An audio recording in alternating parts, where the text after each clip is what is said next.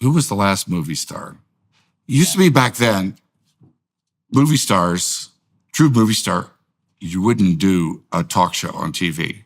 You would avoid TV like the plague. Right. Jack Nicholson, you would never see him on a talk show. He'd do one interview. That's part of that protection of exclusivity. There was a mystery to him. Yeah. So that when you went to the theater, really what makes a movie star is you don't know too much really about their life. Yeah. So you don't want to imprint either. your own life on them. Yeah, definitely. And that's what makes a movie star.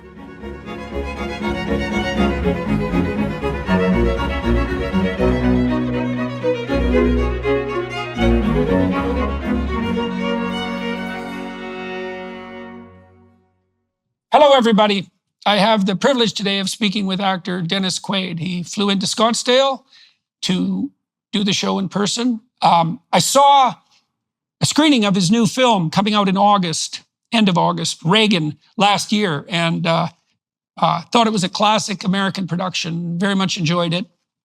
Speaks of a very significant time in the history of the world, really, the defeat of the communist empire, which is something remarkable and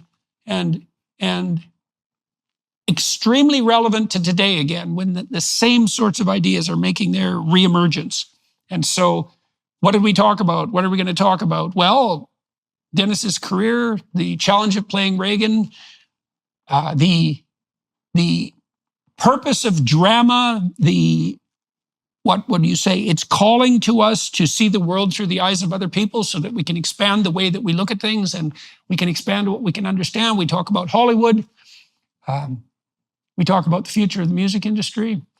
We talk about political attitudes and how they affect the entertainment world. Join us for all that. So I think it was about a year ago that I was in LA and Mark Joseph showed me an early cut of Reagan. Yeah. It's changed from then. Well, I liked it. I'll tell you why I liked it. I liked the fact that the film concentrated on Reagan's activity as an anti-communist. Yeah, I thought warrior. that, you bet. I thought that was wise. Right? All of his life. Yeah, right, all of his life. And so I thought that was extremely interesting. And I thought it was a wise choice to concentrate on that specifically, because that's the right, what would you say? That's the central story with him as far as pertains to the world. That is exactly what he, almost single-handedly, really, because if we'd had another president in there, it would have been business as usual. He defeated communism. Yeah, won the Cold War. He defeated it in its last iteration. It's making a lovely comeback at the moment. Well, we didn't. He didn't help them. No, he certainly didn't. No, I agree. Which is, yeah, and I thought the film did a very good job of concentrating on what truly was central about his presidency, and I think that is what was central. And it was daring, and as you said, he had committed his whole life to it, and so that was interesting. I also thought the movie was interesting from a narrative perspective because it kind of it was a classic Hollywood movie. Like it harkened back for me, to the kinds of movies that were made in the 1950s and the 1960s. Like it's unabashedly pro-American, but not in a way that hits you over the head. But it doesn't have that kind of cynical bitterness that's characteristic of much of the productions of popular culture really since the 1970s. And so that was nice to see. And it was pleasant to be carried away by a movie that was... It wasn't like an Oliver... a movie that Oliver would do, like about Nixon. Right. Yeah. Right. So how did you get involved in that project and why were you interested in it?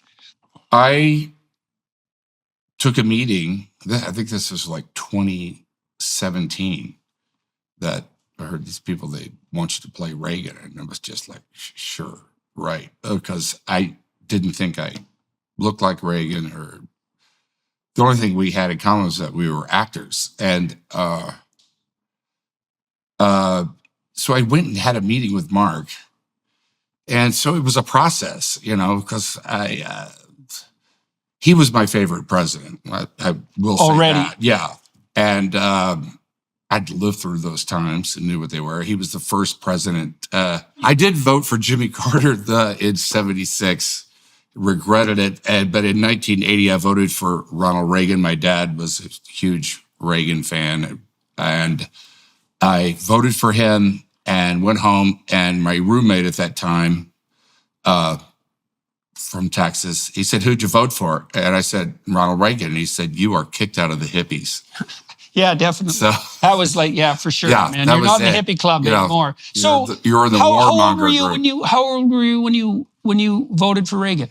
I was 26. 26. Okay. So you were old enough to have some sense, but you could have easily still been a hippie. So I wouldn't have voted for Reagan when I was back then. I was still being too entranced by the blandishments of the left. So why was it that at that time Reagan was yeah. Well, like I said, I'd voted for Jimmy Carter about that. And then after, which reminds me very much, those times remind me very much of what's going on today.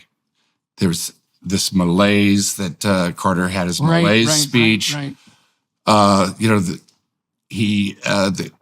The country had lost confidence in itself. About who we are. We was kind of accepted that we were a nation in decline. It was after Watergate. It was after Vietnam. The oil crisis. And the hostages. Jimmy Carter was like, we tried to be and play nice with the Soviets during that time, as far as peace. Jimmy Carter did a great job with in the Middle East with Egypt and Israel, but when it came to the Soviets, it was like we gave away the B-1 bomber for nothing in return. And we kept for nothing in return just to show our goodwill, I guess. And it's the way the real politic works in the world. They were doing the biggest military buildup and they were going into Africa. They were all over the world. They were making great strides into Central America and the like. And Reagan, who had always been, this kind of cold warrior and great communicator, came along and told people to pick yourself up. There's a brighter day ahead. And it was the perfect time for him. Right. He also had a very stark message, which was that, and very forthright, which was unapologetically that the Soviets were an evil empire. Yeah. Which they certainly were. And so he put his finger on that perfectly. And so... Yeah, that was all by design. He didn't talk to the Soviets for the first 6 years of his presidency because they kept dying on him. Right. That's right. But they were putting forward like one 90-year-old after another, right? Yeah. There was a sequence of them that lasted about 6 months in office. Right. But up until his presidency, it had been appeasement with the Soviets. I think Kennedy did a really great job of it. Nixon was actually, no matter what you think of him personally, he was probably had the most knowledgeable world affairs president we've ever had. But Carter, he tried to be a nice guy. He wasn't nice. He was an agreeable person. In the same way he personally got together Sadat and Reagan, which he did a great job of. But no. The thing is, being empathic and warm and compassionate, that works real well with people who are honest, decent, and really, at the local level. And at the local, that's exactly right. That's right. Yeah. That's a within family ethic. Right. With the real thugs, it's not the right approach because they just think you're a sheep. These players on the world scene, they're badasses. And that's one of the attractions that I had for Reagan. At least, he's a badass, but he's my badass. Yeah. And a principled person. A principled person. Right, which was a remarkable thing also to pull off, I would say, in Hollywood, because I'm sure that he was subject to the same temptations that people are generally subject to in Hollywood. Yes. And I'm sure gave into quite a few of those temptations. He was a human being. But he always picked himself up. He was, his movie career. I think he was disappointed. Yeah. In his film career, yeah. he was he was a B movie actor. Yeah, yeah. And, the films were never quite up to what they should be. It's kind of like he could have been John Wayne, but there was already John. Yeah, right. The niche was occupied. That was there. Yeah. And, that he was married to Jane Wyman, whose career went like this, and his just kind of stayed there. And he became vice president and then president of the Screen Actors Guild. Yeah. During that time, because his career was fading, really, and it's there that his real fight against communism started. Even though it was kind of rumored, you got to be crazy, but they really, after the Soviet Union fell, come to find, you go to the archives, come to find out they really were in our unions, especially in Hollywood, and well, it's and you don't Reagan actually had physical scars on his back from fights. He got seriously beat up in a brawl at the Union Hall. In fact, from that, and he had scars on his back, and so he didn't like communism at all. Yeah. Well, it's easy for us. Well, I think still we're blind to the threat. I mean, I see in all of this university uprising that's occurring now, and all of these bad actors who are protesting constantly in inner cities and setting up encampments and building these like independent cities. There's a stream of thought underneath that's, well, it's very much akin to the Marxist stream, although that it's stream metastasized. is you get into the society, into the unions or whatever it is, you start creating mayhem. And chaos. You put one at this corner, that corner, and then you just start creating this mayhem. And from that, you start confusing people. They feel like they can't do anything about it, and it starts to grow on its own. And Reagan didn't want to expel communists or even the Communist Party, but he's principled in that way because he felt like democracy can handle it. In fact, that's what he testified, at Congress during that time, during the time of the Red Scare and all that. I guess that's what we're trying to figure out right now, too, whether democracy can handle it. Democracy can handle it. It really can. What it takes is for people to be informed, be aware, and to it's slow to move, but people got to get involved. Yeah. And I do feel that pendulum happening in this country now, that people are waking up. Yeah. You feel saying, that I've had enough, because it affects them in their house, at their house, in their neighborhoods. Just the structure and the substructure of society, kind of breaking down, little by little, and where you don't feel safe anymore. You don't. This is not the way I remember it. So, how did you figure that out in your mid-20s? I mean, I would suspect that the milieu you were in was pretty radically progressive, radically liberal.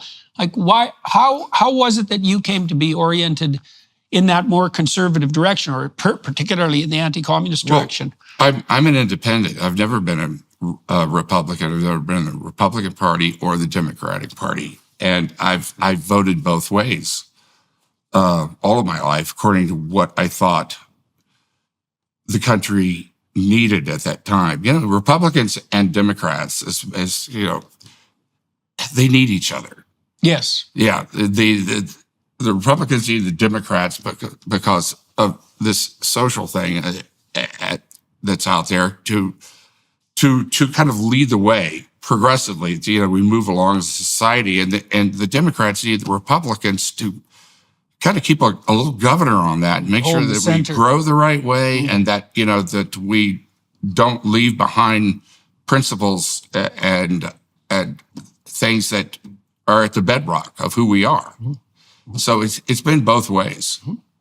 So let's go back to Reagan per se. So you had a meeting, you said, in 2017, and you weren't sure that that was a part that was right for you. Yeah. I thought when I watched the movie that you embodied Reagan remarkably well. Well, thank you. I appreciate that. But facial- at the time, to tell you the truth, what really is like this fear went up my spine. Oh, okay. Because he's like one of the most recognizable figures in the world. Right. It's a big part to screw up. Yeah. And, that's, so I was really hesitant about it. And, I also wanted to make sure it was done right and what it was. And,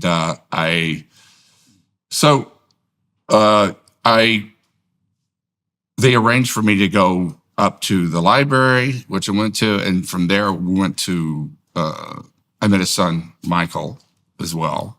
And I went to the ranch, and it was when I went up to the ranch, what was the Western White House back then above Santa Barbara, and went up 5 miles to the top of the mountain, 5 miles of the worst road in California. And I can't believe the Queen of England actually tried to go up, She that road. was a tough cookie, that woman. And you get to the top, and he opens up, and I realized that Reagan was not a rich man, because this place is like, it's nothing special in how special it is. I mean, the house itself was maybe 1,200 square feet. They had a king size bed. Everything was left exactly as they left it, and it's not a place that you can tour. It's it's a private home, and they had a king size bed, but it was 2 single beds that were zip tied together. All of the refrigerator, the stove was GE, because he worked for GE. I'm sure he got a deal on that. And you could tell that he had done all the work there himself, just like the legend had said. But there was a humbleness to it at the same time. But he was not a rich man. He made a lot of people rich. But he was really who he said he was. And that was the thing that really kind of convinced me at the time. And I started thinking, well, we were both actors. We both have a sunny disposition, kind of optimistic about the world. And there's something about him, though, that's funny with you, that sunny disposition, because you're not a kind of wide-eyed deer in the headlights sort of guy. It's very interesting to see that sunny disposition combined with something more like, what would you say, traditional masculinity, and that's likely what Reagan managed too, right? Because he had enough backbone, obviously, to stand up to the communists in the unions and trust on but the verify. Yeah, right, exactly, and he meant that. Yeah, and so but those things, and then there was also in getting into him, because as an actor, what really fascinates me about acting, even more and more so, is what makes people tick, and who are they behind what you think you know. That's what, the motivations go way back. There was something in Reagan that was unknowable, I come to find out, and even those that were close to him would say that. I don't even know if Reagan was aware of it, but there was something, the great communicator. There was a very private place in there that you could not breach. I'm sure that Nancy knew what that was, but he was a very, very private person underneath it all. Yeah, well, I wonder, because of the remarkable role he played, there's something singular about that. Right? That, what would you say, integrity and vision that enabled him to see the true nature of the communist threat early, to fight that locally and to learn how to do it, and then to take that battle onto the international stage, right? To make that the focal point of his presidency. Yeah, even when it was really not the issue. Right, even when most people were over here about that, he was. And that's what makes a great president, is when they can point out, because they have all the info, and they could say, it's here that we need to go. Yeah. Yeah. And convince people that, of what it is to go in the right direction, remind them of the principles, and not just the issue of the day. Right. Well, that's something to get votes. Right. Exactly. Well, that's something like a prophetic spirit, right? That ability to see the current situation clearly and to see into the future and to put your finger exactly in the right spot. And it isn't the case, generally speaking, that American presidencies are founded on, say, a foreign policy vision, right? Mm-hmm. Foreign policy is important, obviously, but it's usually not central. And it's much easier for a president to default to some fast payoff local issue and to do that continually rather than to fight the battle he fought, which he really fought for decades, right? Yeah. Really, literally for decades. He was the first to say no to the Soviets, but his take was so brilliant, and it was disguised. And because his idea, and it wasn't originally his idea, it was from a lot of reading, research, and just time spent. He thought the answer was to bankrupt the Soviets. Mm-hmm. Right. Their economy is minuscule, even today, to what ours is. They had done so much military spending, and they were really, things were so bad over there for the Soviet people. The lines just to get food and this and that. At that, 3 hours he comes up with bread. Star Wars, which didn't really exist. He got the idea from the movie. About lasers, that are going to shoot down missiles in space. It didn't exist. And Russians knew it didn't exist. At least 90%, mm-hmm. They knew it didn't exist, but it was that 10% that Reagan made him think about it. He didn't back off of it at all. Yeah. And so, that's a weird blend of fiction and fact. That really tore them up. Yeah. And so they were on this military spending, and finally they just, it just toppled. Mm-hmm. That's really what brought the Soviet Union down. Yeah, well, that's a remarkable climax to a life spent that originated in local fighting with the communists in the unions in Hollywood.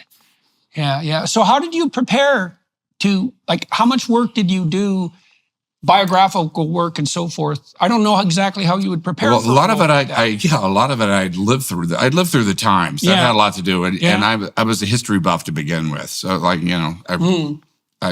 I remember the stuff. But I watched YouTube was really great because you have all of those.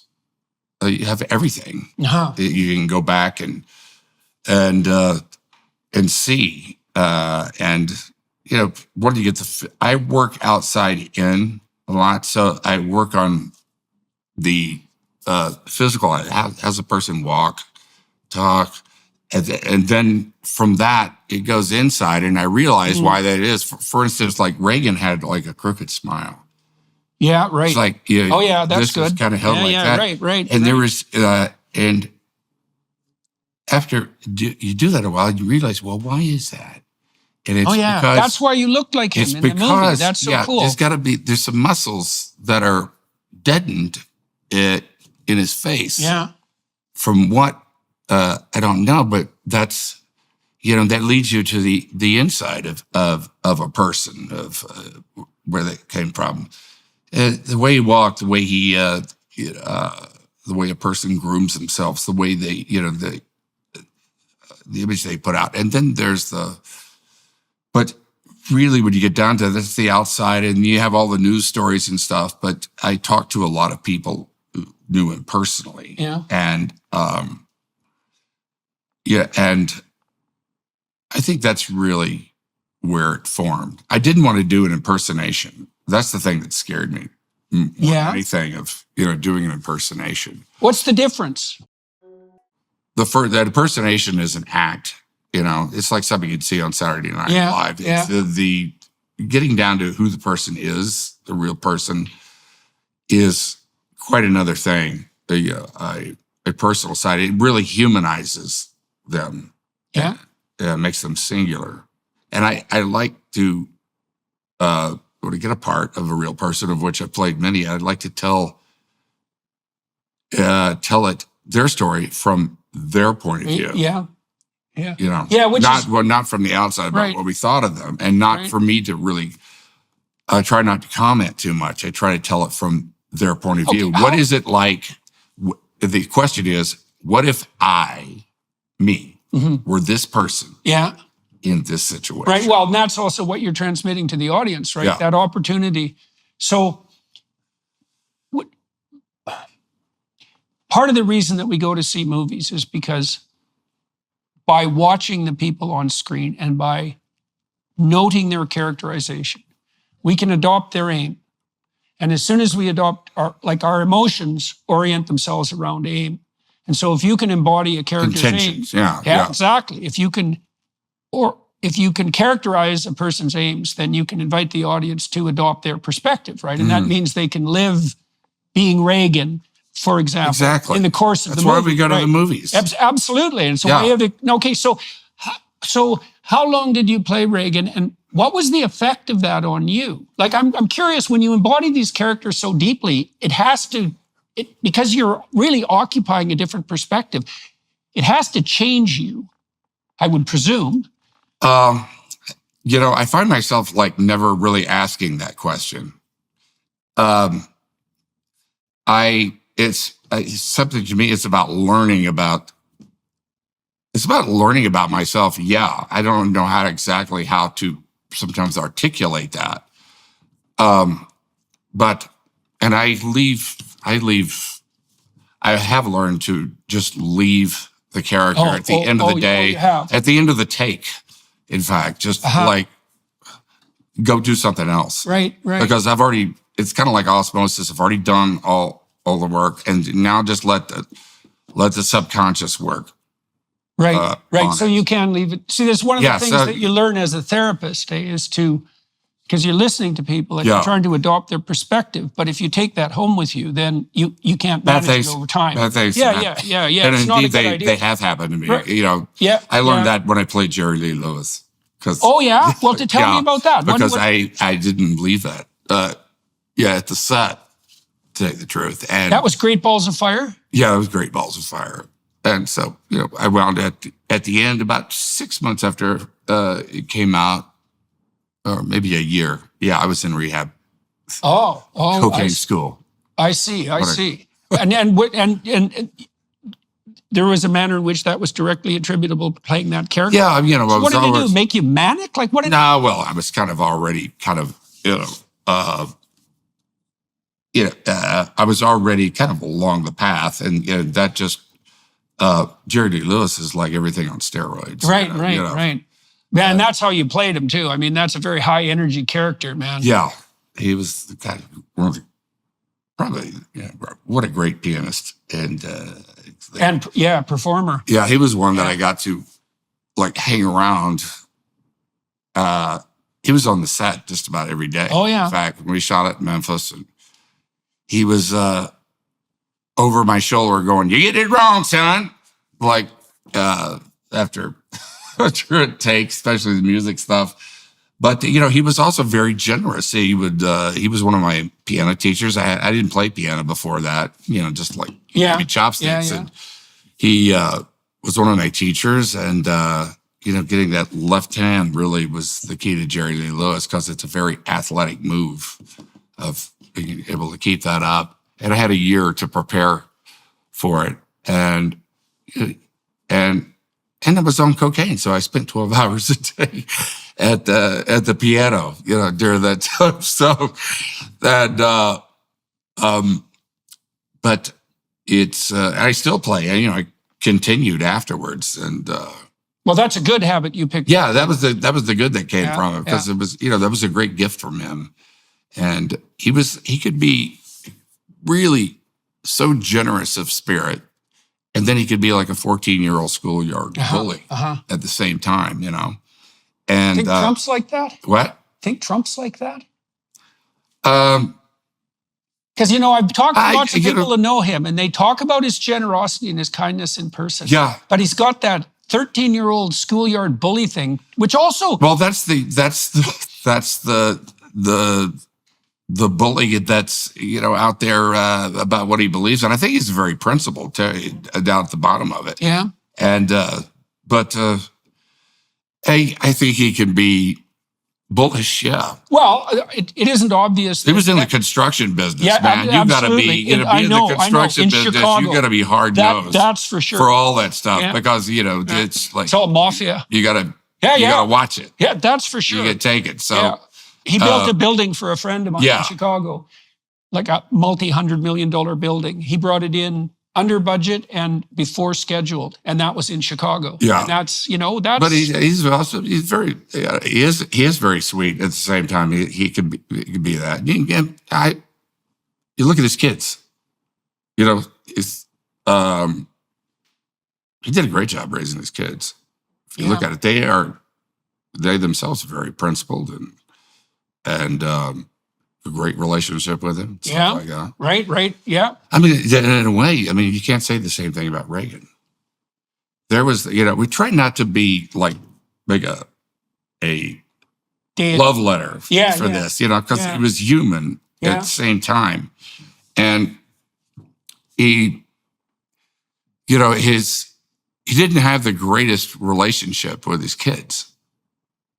Was he too preoccupied? Well, his son, his youngest son, Ron, takes every opportunity he can to talk against them and to really try to tear apart the legacy of his father and his mother. Mm-hmm. And Michael and he had they have a good, decent relationship. He and Michael do. And Patty, it's I can't speak for any of them really. And I'm sure they all have their personal reasons for that, but he wasn't around much because we're in the studio. He was working for GE. He was always gone. He comes from that generation that, you grew up and you were pretty independent and on your own as a kid, like the way I grew up. My parents, it wasn't like the 90s that were your, helicopter parents or really, the people were living at home till they were 25 and stuff like that. You were, in a lot of cases, you grew up on a farm, you were like 14, 15. It's like, you need to go, find your own life. Well, and so but anyway, that was the relationship. I think there was a distance there, I think, with his kids. Yeah, well, it's hard for men to strike a balance between doing what they need to do in the world and being around enough for their family. Yeah, I struggle with that all the time because I'm always traveling and stuff, and I try to be there as much for my kids. But parental guilt follows you no matter what, and it's just always there, no matter how good a parent or present parent you might be. So what do you make of his flaws? Like, how would you characterize them? You spent a long time inhabiting his skin. Like, we talked about Reagan as someone who had a long-term vision, who was very committed to it, who was very good at communicating that in a way that was compelling, and who was one of the main players in the devastation of the Soviet Union. Right? I would say him, Alexander Solzhenitsyn, and the Pope, and maybe you could throw Lech Walesa in there too as an additional contributor. They're not the only people, obviously. Yeah, exactly. They were major players, man. It was like that was in concert, all with the Pope and with Lech Walesa. It was all in concert with the United States. Yeah. They wouldn't have been doing what they did if you hadn't had the support from the United States that they had, and but the flaws with everybody's flawed. I think like early in his movie career, I don't think he believed in himself as so much when it came. I think to that's why he accepted being an actor. More second-rate scripts. Yeah, I think he was just out to work for a living, and it takes you got to be willing to wait for things At right. the same time, I mean, that must be that's a happened in difficult my thing career to get too. right. It's Man. like Well, I've done stuff for money, and these go, Yeah, like, right, "Oh, I wish I hadn't done that." But, right. Yeah, but you need luckily money I've been too, able to get through it. Yeah. And I also remember, like in Iceland, when the final meeting with or the meeting with Gorbachev about we were going to like dismantle nuclear weapons, and Gorbachev had said, we'll dismantle all nuclear weapons. Just give up Star Wars. Yeah. And Reagan said no. Yeah, right. And Star Wars didn't even really exist. And and he'd offered to Gorbachev, we'll share the technology with you so that we both have it. And said to know that. But Reagan said no. And I thought at that time in his presidency, I thought that there's that old codger coming up, that won't bend, and that I didn't think it was finessed the right way. I mean, I wasn't there, but it went down. And then also, I think he delegated a lot, which was kind of a strength in that he was an ad man, as president. He showed us what kind of the presidents, he was the best. Kennedy was also great at it. But as far as representing a president as an ad man, as an image, he was really good at it, but he delegated it a lot. And I think he wasn't maybe like an Iran Contra. He wasn't able to really keep his finger and to really be aware of what was going on. It was delegated, and I don't think he had direct knowledge of it. Once he had said, "Okay, I like these guys," then there's AIDS. Delegate. AIDS was another thing that I think he really you can fault him with. He made the wrong decision on AIDS. He really portrayed it from the start as that a punishment from God for the sin of being gay, because it was really recognized as a gay disease, or if you're a drug addict. And he was, in that case, I think he was out of touch and missed the boat, on that. But, he's still a man of principles. But, sometimes people have their faults. Of course. There is no perfect. Well, it's worse than that in some ways. There's no perfect crime. Well, also sometimes, I learned this from reading Nietzsche. It was the first time I'd really thought about it, that it isn't exactly obvious that someone's faults are clearly distinguishable from their virtues. I mean, you look at Trump, for example. Right. He's got that bully aspect, and he's really good at it. Like, he's like the world's best 13-year-old bully. He can nail you with a nickname, and he's so good at that. He'll use what you said and then turn around and make a nickname of it. He'll make fun of handicapped people. He will, it's like there's been so many times where I just want to say, please, just be quiet. Why do you have to go there? But then, part of that, I can't help but think that part of that is also what makes him intimidating to people like the dictator of North Korea. Exactly. And it's so like, how do you, because if he was agreeable like Jimmy Carter was a very nice man by all appearances and by all reputation, but he's not the sort of person that like a real psychopathic leader is going to take seriously. Whereas Trump, and maybe this is also why he could deal with the mafia types in the construction industry in Chicago. It's like, you have to have a touch of, it's like Harry Potter, you have to have a touch of the devil inside you in order to understand what the devil's like. And even our allies take care of their self-interest first. Yeah. And if that doesn't happen to coincide with us, they're still going to look after themselves first. Yeah. And then you have Saddam Hussein, the Ayatollahs, you have, some of, you have Putin, you have the Chinese. These people, they're smart. These are really smart people, and they know real politics, and they are ruthless when it comes to their agendas.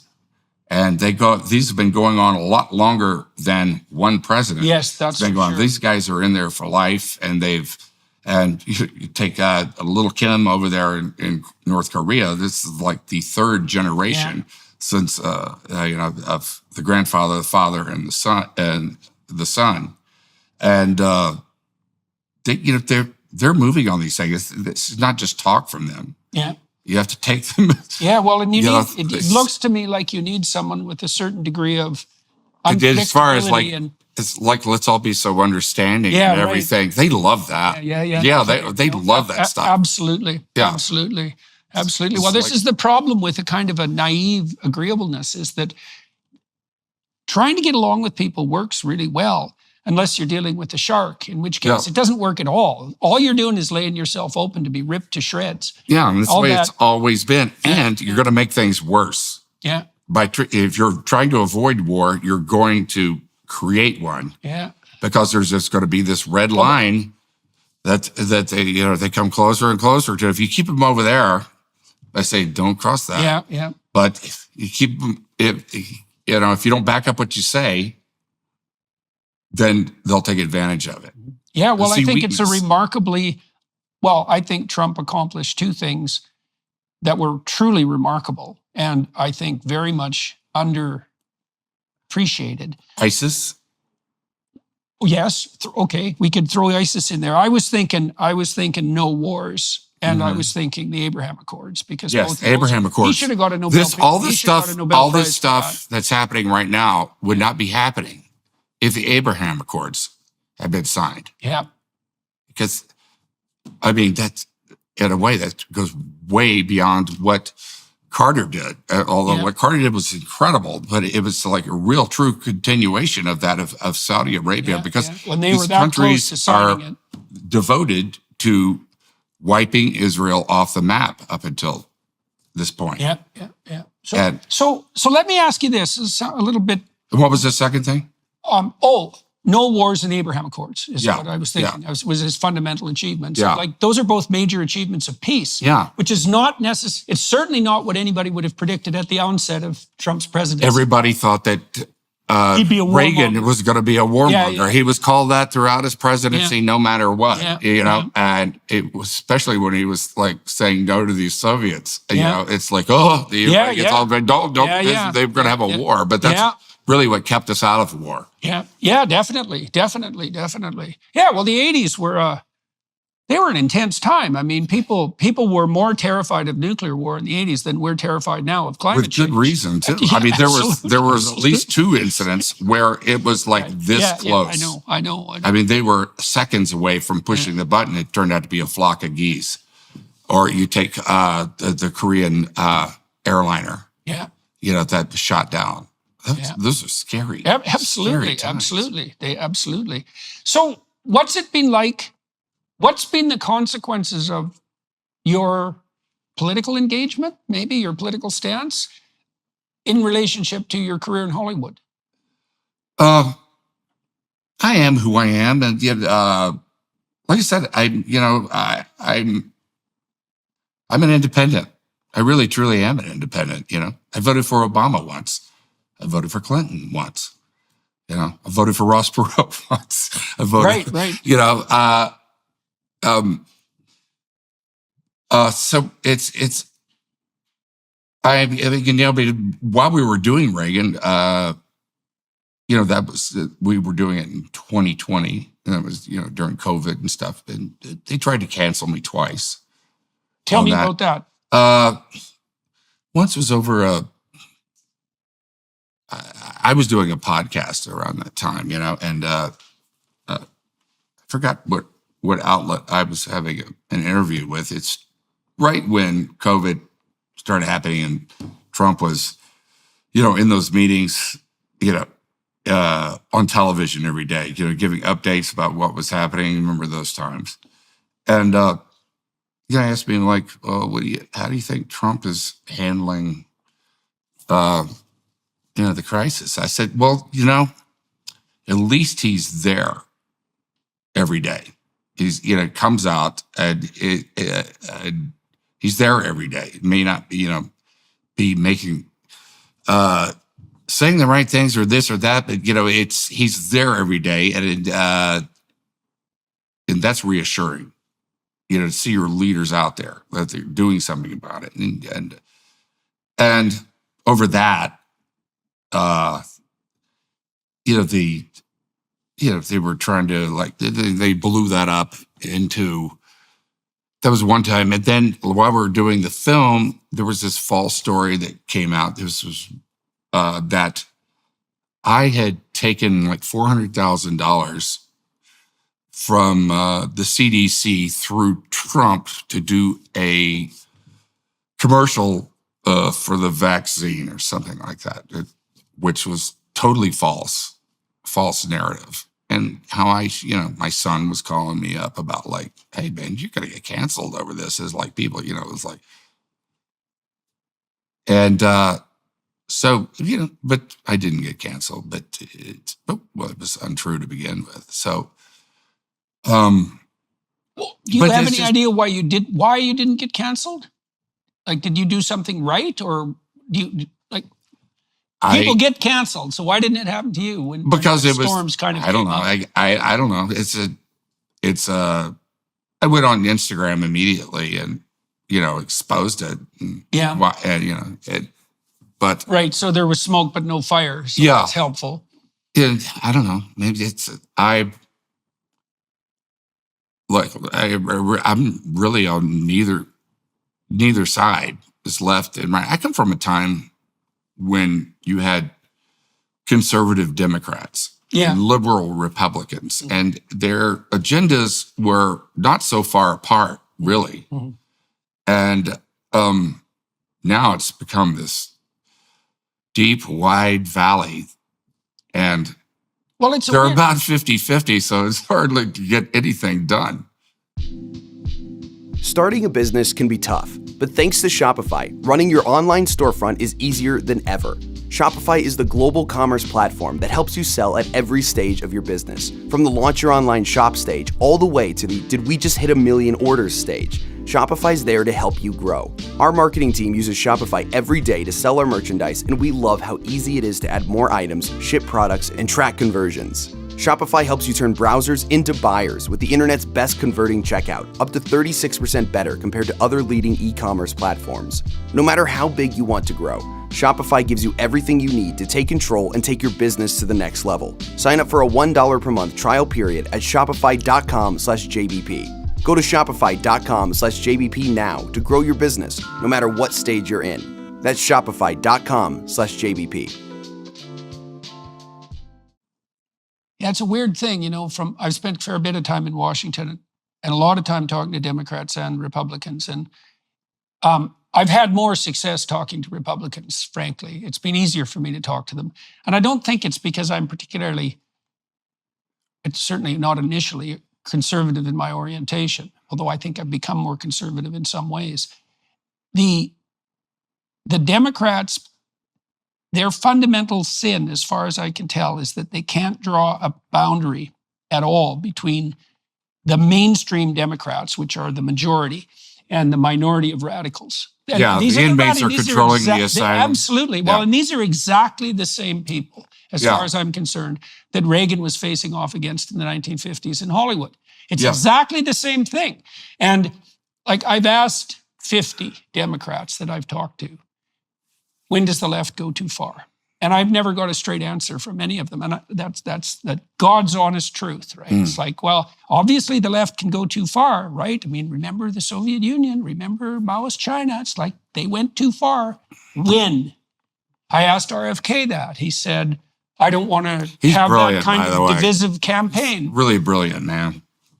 But you asked him what? Well, I asked him when the left goes too far. And he said, I don't want to run that kind of divisive campaign. It's like, well, the radicals are pulling your party to the left in a major way.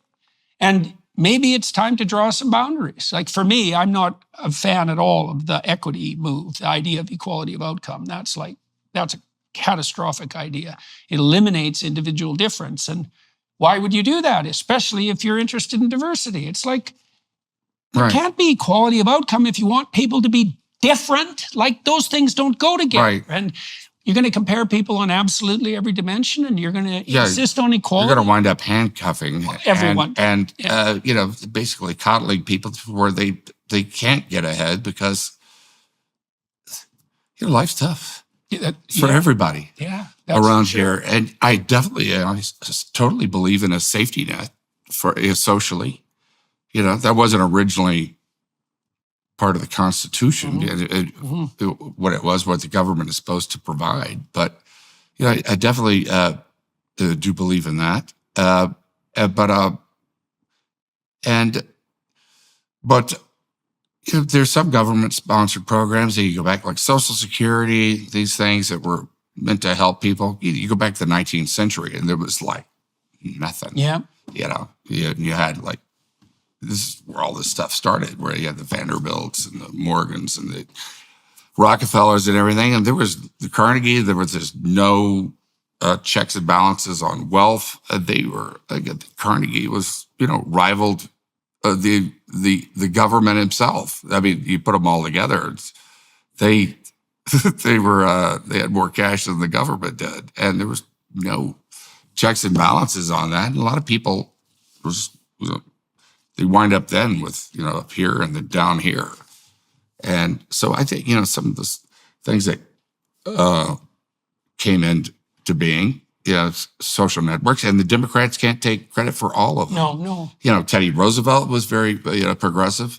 He was a Republican, and Lincoln, of course, and things. But at the same time, you can go too far about, and what is the point in the end? It seems to me when it goes too far, it's when it's not about what they're talking about. It's about power. Yeah. It's totally just about power. Yeah. They don't care if you don't care what you're tearing down. If you look at the political spectrum, like a distribution between left and right, as you get farther out on the fringes, you get out of the political, I think, entirely, is that you get into the domain of people who are using the political for nothing but power. And they're exactly the psychopaths that we were talking about. It's the Marxist agenda. Create chaos and move into that, and get do people used to it. Yeah, and it's all about compassion, but actually, what it's about is power. Right. Yeah, compassion is the disguise. The Democrats, the Republicans have done it as well. I wasn't really very proud of the Republican Party back in the 90s.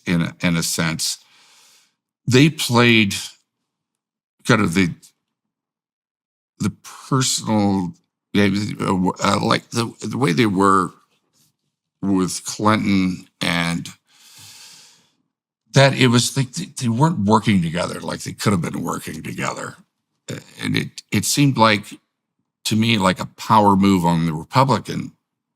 Well, back in the 90s, you go into the 80s and into the 90s. So I just last year I did a seminar on Exodus, on the story of Moses, and Moses is the archetypal leader, and his fundamental temptation and flaw is power, right? So it's always the case that in the political realm, the temptation is to default to power and to corrupt the enterprise. Yeah, like with Clinton, he did something which is not a crime. But because he lied about it, then they go into like the Republicans pounce and they impeached him. They impeached him, and that was a play for power. They failed ultimately, in that times were so good. And Clinton also was very good about 2 years into his presidency, it was like a duck. He wasn't going to make it for the second election because times are bad. And he was so pragmatic and so smart that he basically absconded the Republican agenda, plopped it down, and went State of the Union speech, said the era of welfare in this country is over, and that's how he won the second election. And he was very pragmatic person. Let me return to Hollywood, if you don't mind. it seemed to me that Hollywood took a walloping blow with COVID and then the strike. And like one of the things I've noticed about myself is I used to go to movies all the time, to theaters. I love going to movies. And I've gone to very few movies since COVID. It's kind of like, I don't know if I got out of the habit. It's something like that. Partly, I used to know where to get reliable reviews for upcoming movies. Like I was in the stream. I knew what was coming out of Hollywood. I made plans to go see the movies. Right. That all disappeared. And now I don't know how to get back to that. But I think And you're wondering, is it because of my age? Must be. Yeah. Well, that could be too. Yeah. Although, see, I don't know. Or is it just that way? Well, I also don't know that. And of course, the media landscape is fragmented too. And so it's hard to figure out what sources you can rely on for information. The way they advertise movies is nowhere near what it used to be. It used to be just like an ad in the newspaper. Yeah. And that was enough. Yeah. And then it became like TV ads. And audiences could smell a movie. Yeah, right. It was like so surprising. It was just like, I remember for me personally, Breaking Away, when that came out, it was hard. There was no advertising or anything like that. And we were driving to the theater, to go for the, like the opening of it, on that Friday. Yeah. And there's a line around the block. Yeah. It's like, well, people are in the movie how do they culture. know? Well, that's the thing, is that these things are very fragile, is that we never know what makes a whole enterprise work. And if people are movie fans, they're in the movie culture. They track it. And if you break that, it's like... That's gone. Yeah, well, yeah. So, okay, so you feel that's gone. You don't see Roger Ebert on television anymore. There was a whole culture that went with it that everybody watched. What are the new movies coming up? And laying them out there, what they're about, and all that. And, and you knew months in advance. Really, great debates on what they were about, and so how do you view the current reality and the potential future of the film industry? Are there still stars? That's the thing. Who was the last movie star? Well, from what I've been able to understand, the only star truly standing, Leonardo DiCaprio, Cruise? or Cruise. That's going too far back. Leo. I mean, the last movies, they're still out there. Yeah, they do occur. Yeah, they're out there, but they also, my sense too is that, and I don't really know what to make of this, that are they the last of a dying breed? Well, the new is like it's gone to social media. Yeah, that's where the new movie stars are. I mean, Justin Bieber, the first star. Totally created on YouTube. Yeah. Nowhere near the traditional way of doing it. And then the actors now are the same way. They have their Instagram page. They, self-advertising. And but it used to be back then, movie stars, like going up and really until the 80s, 90s, true movie star, you wouldn't do a talk show on TV. You would avoid TV like the plague. Right. Jack Nicholson, you would never see him on a talk show. He'd do one interview in a prestigious magazine, whether it be Time, Playboy, whatever it was. Right. That's part of that protection of exclusivity. Yeah. And you would, some guy would spend a couple of days with him or something, but you really wouldn't. There was a mystery to him. Yeah. So that when you went to the theater, really what makes a movie star is you go to the theater, they are a mystery. You don't know too much really about their life. Yeah. So you don't want imprint to your own life on them. Yeah, definitely. That's what happens. Yeah. You see them for something inside you. Yeah. And that's what makes a movie star. Well, you actually don't want to know much about the personal life of an actor. And now it's like, well, it got to be that you just do everything. Yeah. About everybody. Yeah. And that brings them down to earth, and that's not good if you're a star. Well, it doesn't create mystery. Yeah, right. Put it that way. I wonder, too, how much of it is the fact that, like, when you and I grew up, being on television was, like, that was a remarkable and unlikely occurrence to be personally on television, even to know someone who was on television. The bandwidth was so narrow. Yeah. And then the movies were above that. Even, right? It was easier to be on TV than on the movies. Right. But now everyone is on TV all the time. Yeah. Right. And so that's another borderline between the public and the actor that's disappeared. It's like everybody is videoed from the time they're young. But there's no going back. I mean, that's the way the world heads. And you know, good things come out of it. Good things. What do you see that's good coming out of it? Well, for one thing, there's really a broad communication in the zeitgeist. People have taken over their own stories. Yeah. And like, you could be like me and choose not to participate very much. You know, I mean, I have an Instagram page, I have a Facebook page, and you know, you know,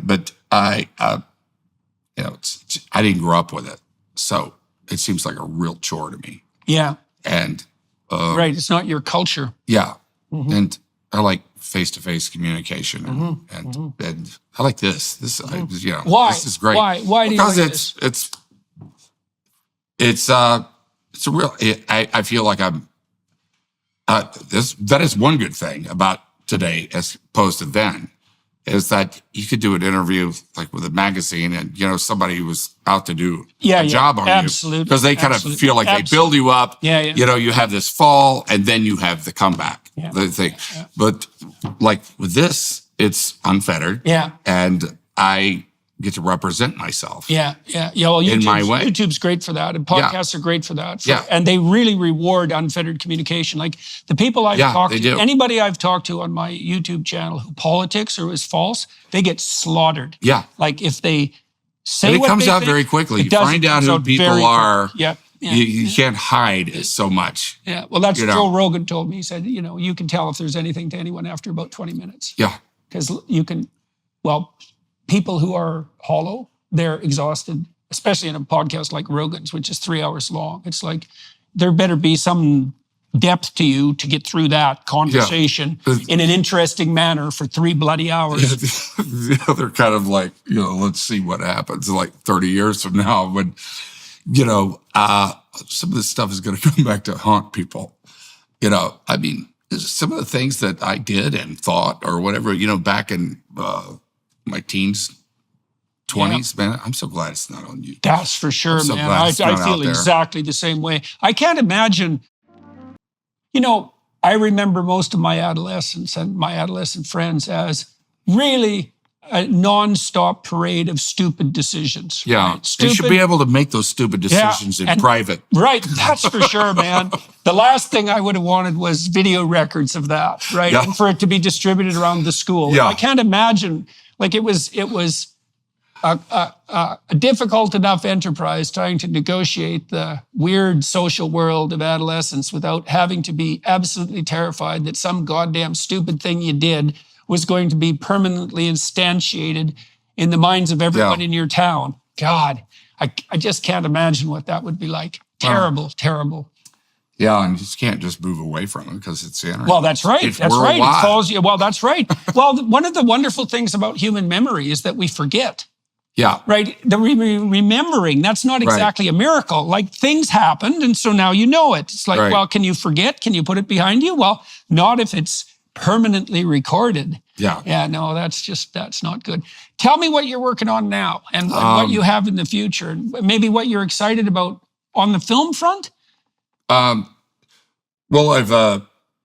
I've started a production company with my wife and business partner, and make films that I really believe in and that we all believe in, you know, as a company, and you know, kind of based on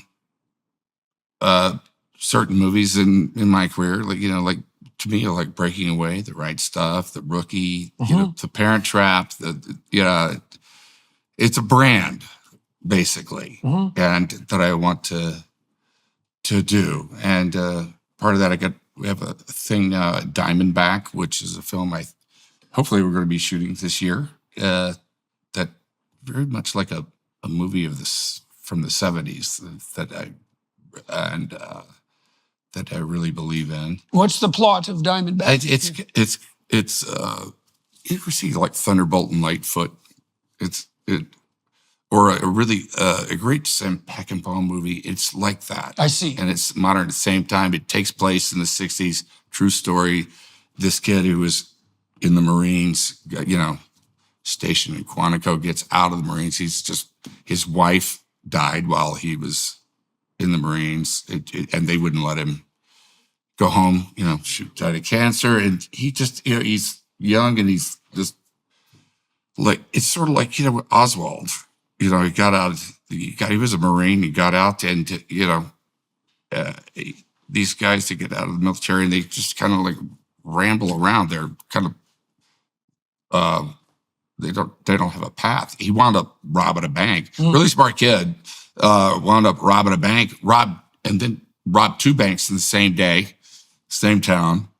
Well, in for a penny, in for a pound. Went to and when he was being sentenced, he got caught. It was like in the desert. It was one of these chases through the desert, which is like a modern Western. It's just so fantastic. And he told the judge when he was sentenced that, just give me 20 years because it doesn't matter, because I'm going to be getting out.